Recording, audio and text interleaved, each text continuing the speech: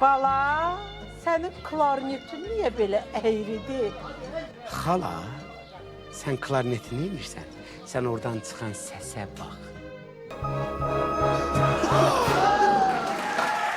Yan odada bir fırşet yapmışız. Hadi birlikte gidelim. Baba haraca sen bunları boşaltın. Rahat değil mi sensin baba? Mənim üçün heç fərqi yoxdur. İntiqam. Gedərsən Bakıya, orada pis-pis işlərlə məşğul olarsan. Siyoma, səni salaram altıma.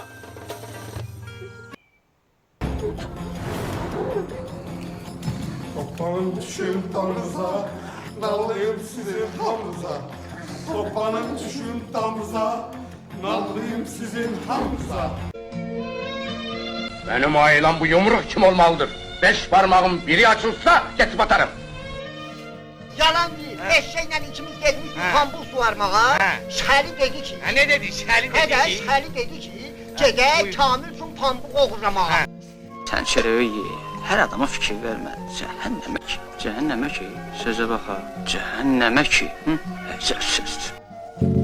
Ama uşaqların müəllimləri öz borclarını ləyaqətlə ödəməsələr, məmləkətdə cahil və yaramaz adamlardan ibarət bütöv bir nəsil peyda olar. Düşündüğü sahasında ne kadar Ahmet Aliyev var, hamısını yürütürüp gönderin yanıma tek. Bura bak, uzun danışma ha! Yoldaş Merdan Za'dan Nemridi kurtardı!